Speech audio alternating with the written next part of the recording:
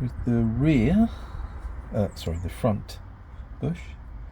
Just going to mount the bolt for that in. I'm going to put a very small amount of aluminium alu slip on it.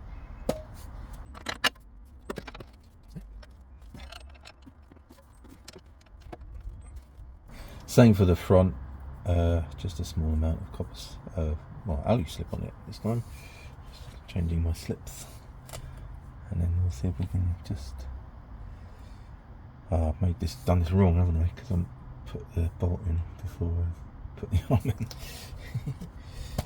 Yeah. And I don't think it fits in without the arm being out. Bum bum bum bum bum. Yeah. Muppet Man. Da, da, da, da, da.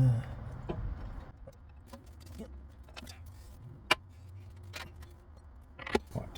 So you need to put that. You put the rear bolt in before you put the front. There you go. But the thing is, I already had the back one in, so actually what you can do is partially remove the back one, then the arm pivots out and they both pop in nicely. It's the same thing again, just getting this so that it's not going to allow the bolt to fall out. And the rear one. What's nice about these is they got these captive bits on, so you don't have to mess about with them too much.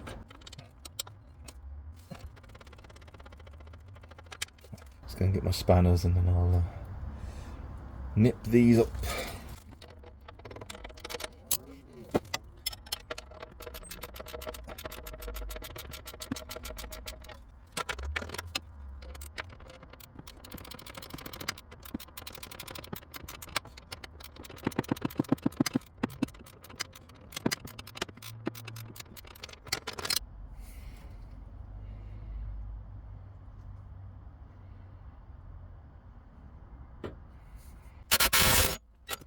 Whoa. Steady on there.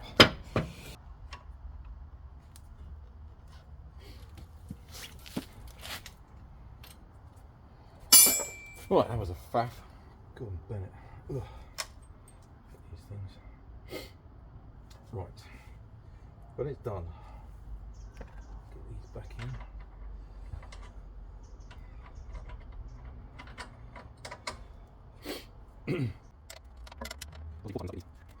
So obviously, before tightening this up, get these washers in, get it roughly positioned, and I'm going to use a new nut on here just to tighten it up.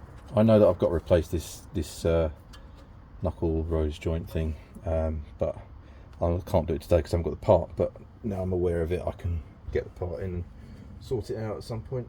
And we'll just get this nipped up and get it lined up roughly, well, as well as we can with the lines, the alignment marks we made, so that the suspension is roughly in the correct position. Well, okay, it's 19 for some reason.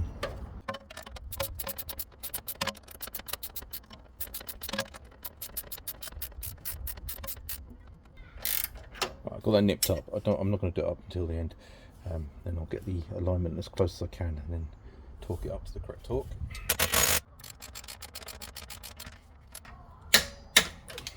Here we go, we've just got to get our suspension deflated. So we've got to get, I'm going to use my my magic tool to read my VIN number, which always makes my car have an error. Right, let's get in there. So, right, and once you've got in there, we've got a air suspension deflation, which is what I want. There you go, F1, okay, F1. Deflate all air springs.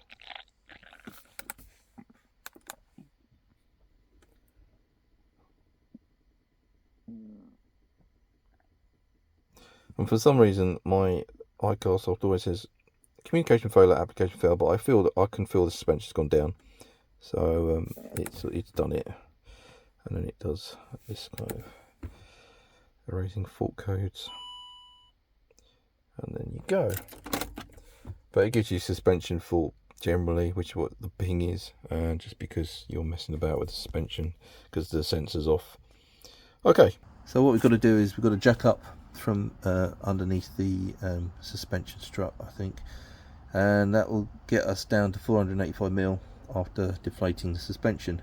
Much easier to do with the suspension deflated, otherwise you just end up jacking the car.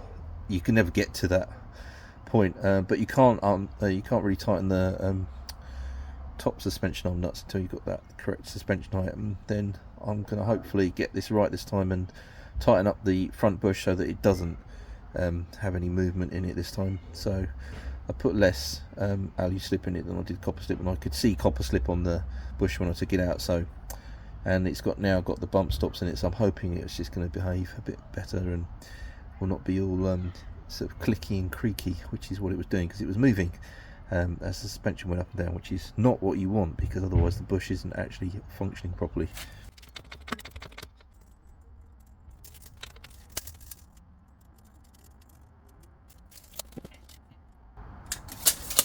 Lovely. Right, 485mm.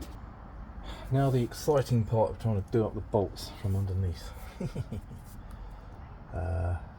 It's a bit tight, but I mean you can get them nipped up, so get them nice and tight. Drop the suspension down and just do them up a bit more. Right, here we go. So this one at the rear is 129 foot-pounds, and the front one is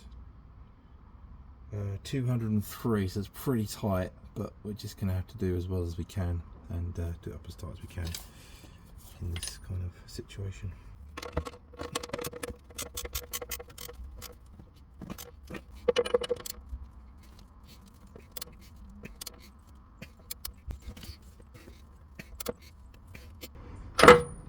What the hell's going on?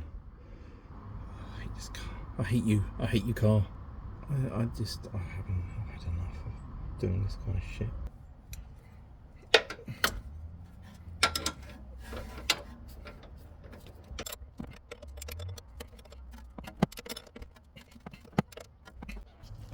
Right. And that is getting on for really tight. So, I think I'm going to drop down off this setting, just listen, make sure it doesn't get all clicky on me, and we should be able to finish off the job. Slightly concerned about the rear mounting, that it's threaded itself. I might buy another fitting for that and just do that at another point, but I've got to do this rose joint, so that could be done at the same time. It's just actually really annoying me today, this job, because it should just be a simple kind of, you know, letting me check what's wrong and get on with it. But I think I'm worn out because I've not been well this week, and it's just annoying me. You really want the truth? But if you don't want to be annoyed, don't own a Land Rover.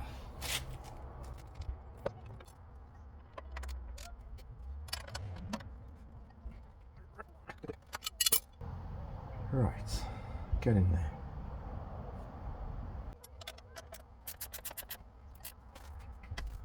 Right, so pop back on your height sensor.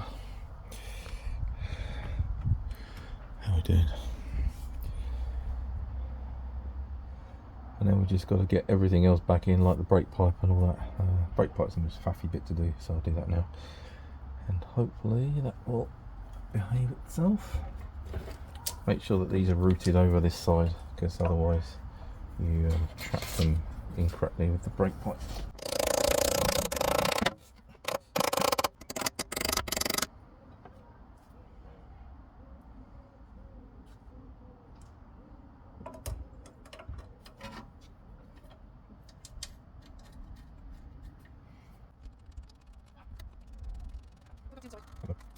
I'm actually progressing all right now.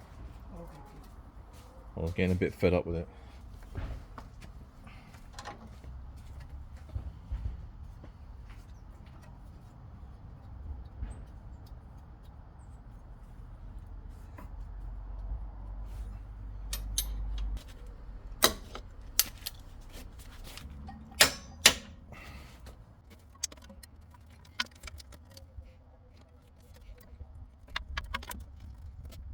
Don't forget to put the wheel speed sensor back.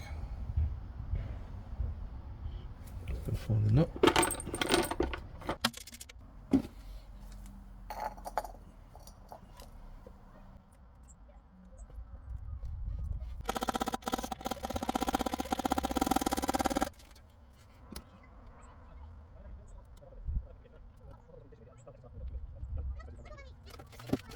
Okay, so a bit of a mixed bag today. It's good that I've discovered that there was a problem with this moving at the back. I'm not convinced that it's done up properly, because when I got to doing it up quite tight, the torque wrench didn't click and then it kind of seemed to slip. So I'm worried that that fixing has threaded itself, which is very annoying, seeing as Land Rover fixings shouldn't do that. So I don't know what I bought on a well-known auction website, and I did think it looked a bit cheap, but there you go, that's my fault for doing it. The back bolt, I had a spare proper Land Rover type one, so that went in and that's done up super tight. So I'm happy with that. I'm thinking this is going to have to be replaced again, but there you go. I've got to sort out this the split in here as well sooner rather than later, so that'll be in the next project. To be honest, today has been a bit of a pain, and you know, I suppose I discovered what I needed to discover, but I'm just in a foul mood and I don't want to do this. So let's call it a day. I'm going to go in and have a glass of wine and chill out, and hopefully come back with a clearer head next time. But thank you for watching, and I'll try and be more cheerful next time. Alright, cheers, bye.